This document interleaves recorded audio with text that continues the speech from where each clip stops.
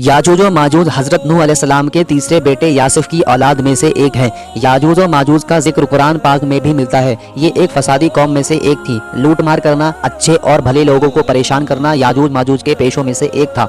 कहा जाता है याजूज माजूज की तादाद बहुत ही ज्यादा है। ये लोग बाहर के मौसम में निकलते थे और हरी चीजें खाने के साथ साथ इंसान, परिंदे, जानवर से लेकर हर जानदार चीज को खा जाते थे। याजूज माजूज कब आएंगे, ऐसे में इसके बारे में पता चलता है याजूज माजूज क़यामत से पहले जाहिर होंगे, साथ ही ये पूरी दुनिया में छा जाएंगे और हर तरफ कोहराम मच जाएगा। याजूज माजूज का कुरान पाक में जिक्र मिलता है। इस्लाम के मुताबिक याजूज माजूज फसादी कौम थी। ज़माने फतरत में हजरत ईसा अलैहिस्सलाम के बाद जब जुल्करनैन उस जगह पहुंचे जहां याजूज माजूज का जुल्म था, ऐसे में वहां की मखलूक से हजरत जुल्करनैन को याजूज माजूज का वाक़या पता चला कि लोगों ने हजरत जुल्करनैन से मदद की गुहार लगाई। ऐसे में हजरत जुल्करनैन ने दो पहाड़ों के उस दरमियान को जिससे याजूज माजूज आ जाते थे उसे अल्लाह पाक के हुक्म से लोहे या शीशे की दीवार बना दी। इस तरह याजूज माजूज हमेशा के लिए कैद हो गए। याजूज माजूज की दीवार के बारे में जिक्र मिलता है कि ये 200 गज ऊंची और 50 या 60 गज चौड़ी है। याजूज माजूज की दीवार को सद्दे सिकंदरी के नाम से भी जाना जाता है। ऐसा इसलिए क्योंकि जुल्करनैन का असली नाम सिकंदर था। याजूज माजूज आने के बारे में पता चलता है कि इमाम अलैहिस्सलाम के ज़हूर तक यह बंद रहेंगे।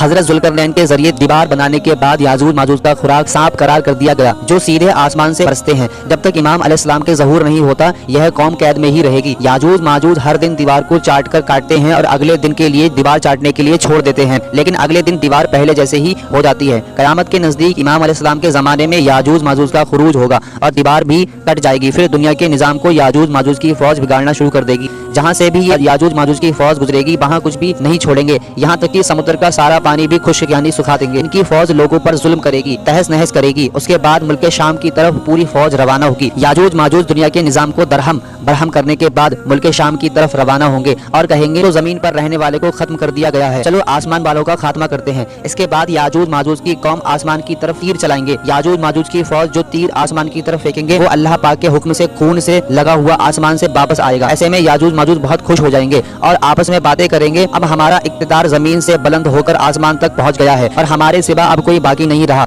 अब इसके बाद ऐसा दौर होगा कि गया कल्ला 100 अशरफी का होगा। ऐसे में हजरत ईसा अलैहिस्सलाम अल्लाह पाक से याजूज माजूज की कौम के लिए बद्दुआ की दुआ करेंगे। अल्लाह पाक हजरत ईसा अलैहिस्सलाम की दुआ को कबूल करेगा और अल्लाह पाक याजूज माजूज की कौम पर ऐसा कीड़ा मुसल्लत करेगा जिसकी वजह से याजूज माजूज की कौम का खात्मा हो जाएगा। अब पूरी जमीन लाशों से भर जाएगी और इन लाशों से बहुत गंदी बदबू आने लगेगी जो बर्दाश्त करने के लायक ना होगी। याजूज माजूज के मरने के बाद उनके जिस्मों को खाने के लिए उनका नामी परिंदा होगा जो जमीन से उनकी लाशों को उठा ले जाएगा। इसके बाद अल्लाह पाक अपने रहमत की बारिश करेगा और सारी जमीन याजूज माजूज के खून और बदबू से